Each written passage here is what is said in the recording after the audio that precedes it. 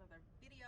I am doing a day in the life because listen, a lot of stuff has transpired in the last hour, and I figured I might as well document it, right? People have this perception of real estate, not really knowing what happens behind the scenes. And if you are new trying to get into real estate, this is the reality of things. Last minute things come up and you have to be the one to fix it, the whole deal's together. So right now I'm actually at the Starbucks drive-thru. I am intermediate fasting, y'all, so I'm trying to only eat between the hours of noon and 8. And of course I usually eat pretty healthy, but I haven't been lately. Give me 1 second. Okay, so anyway, I am on my way to Home Depot. I have a closing that takes place in the next hour and 15 minutes.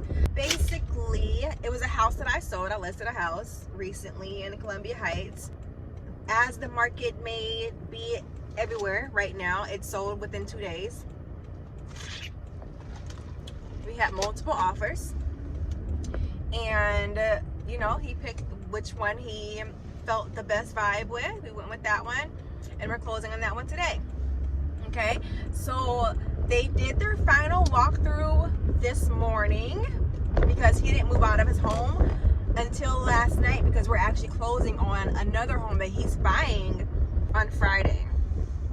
I'm sorry, y'all, this looks kind of funky.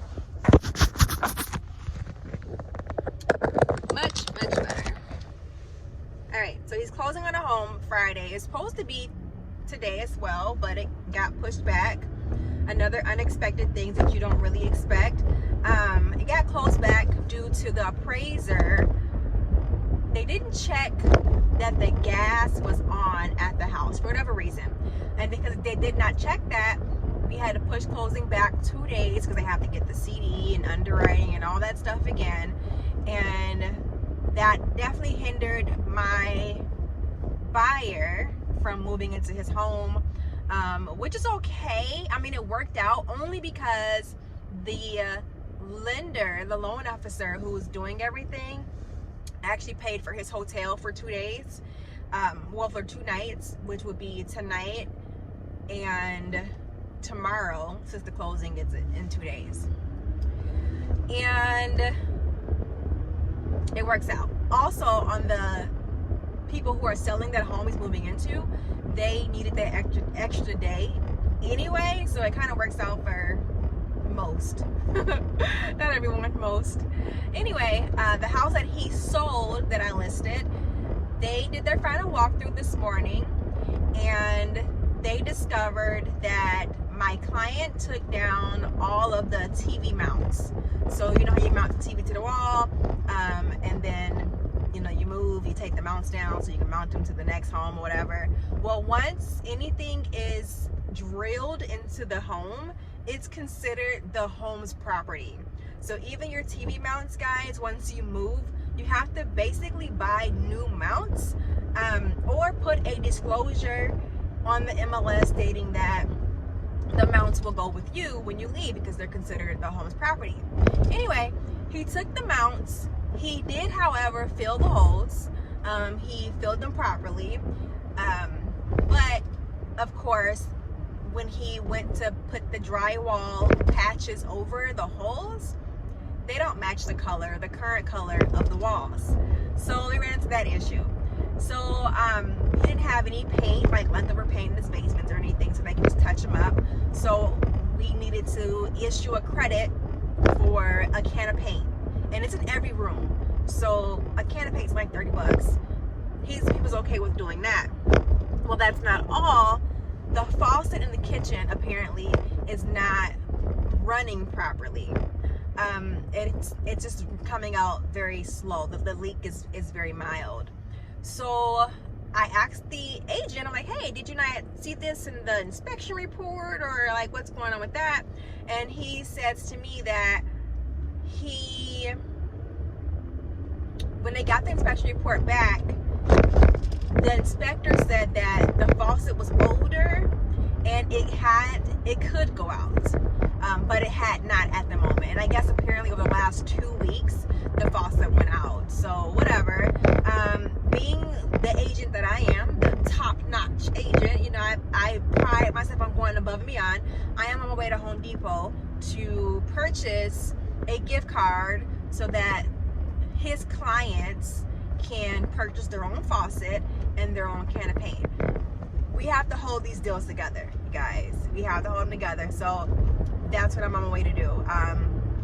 Going a step above and beyond. There's no point of me asking my client to write a $30 credit and then have to write an amendment and then have to get all the stuff, the numbers all together. Like, it's just too much to deduct all that when the CD has already went out. Like, I'm not gonna bother with that.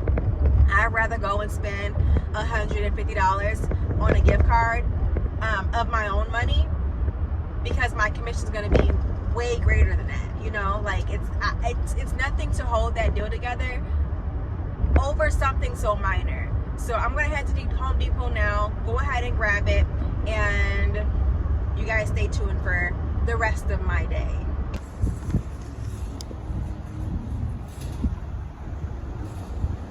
Alright, so I went in Home Depot, got them their handy dandy gift card. We gotta hold these deals together. Listen, I loaded it with $150 to get them a faucet and a can of paint, and we gonna close on this transaction today. No ifs, ands, or buts about it. So what I'm about to do now, guys, I'm gonna head over to the closing. Since my client already did all his pre-signings, he doesn't have to be there because he already did all his work.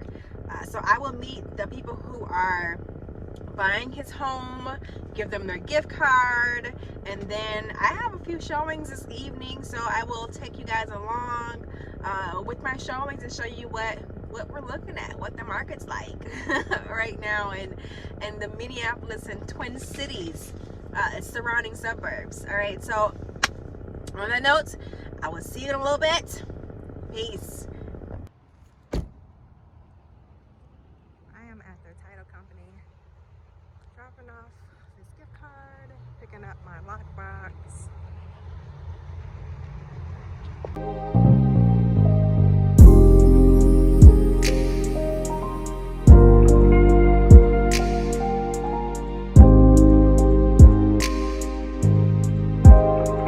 are doing our final walkthrough. I told you guys how I had the double closing. So my buyer is also sold a home, and he's buying this one. So we sold his home 2 days ago. She has commentary for you all. And he's moving into this one today. So I'm basically just walking through, making sure all the trash is gone and there's nothing left behind in the home. I actually, we do these walkthroughs to make sure there's no holes in the walls and, you know, nothing pops up. But I found just like little miscellaneous things, like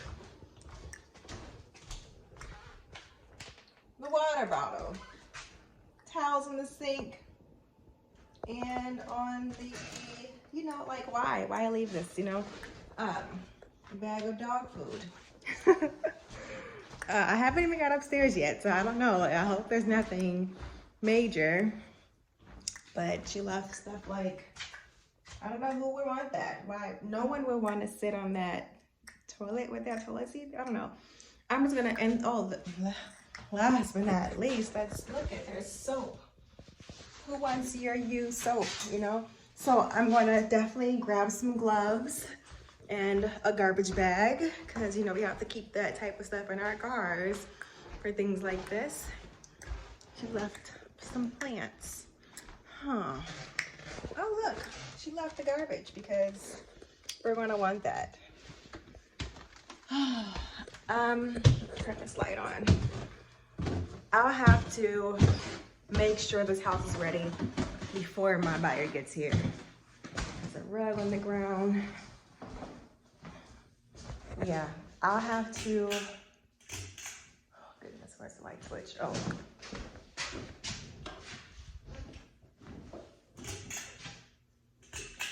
I'll have to make sure that we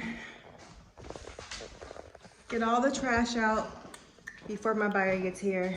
She left these horrific blinds, curtains, but I'll be sure to get it all so that he's able to move into a house.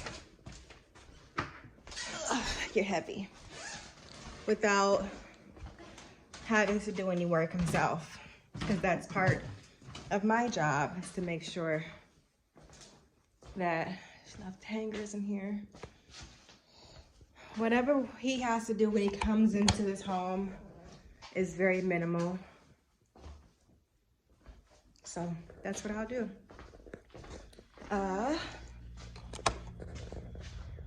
Let me show you guys a little bit of what this looks like.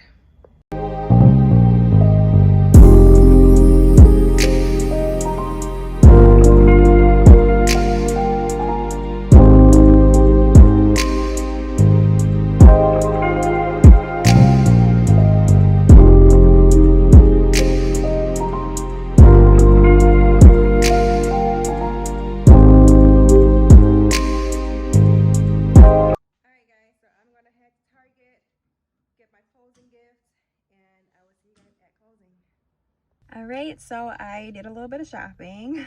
I went to Total Wines, got this fancy bottle of Moet. I tend to get a lot of Moet for my clients. I feel like this is like everyone's, ooh, okay, a little dry. I feel like this is everyone's go-to, so I tend to get this often.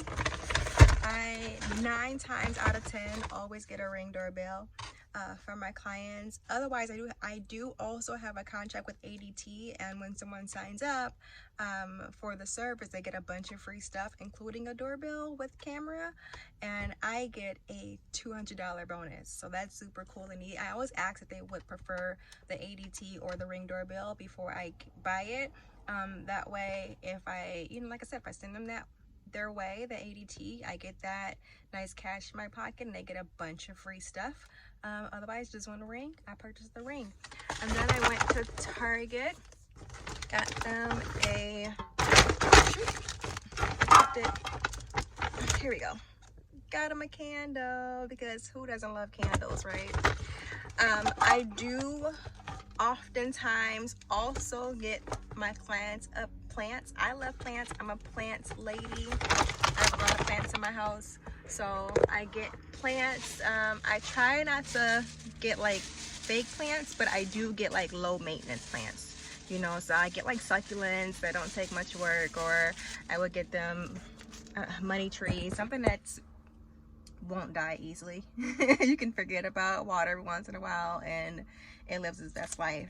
And then I also got them a card, congrats on your new home. So yeah, I'll see you guys when I pull up back to the house and upload some pictures and things in a little bit.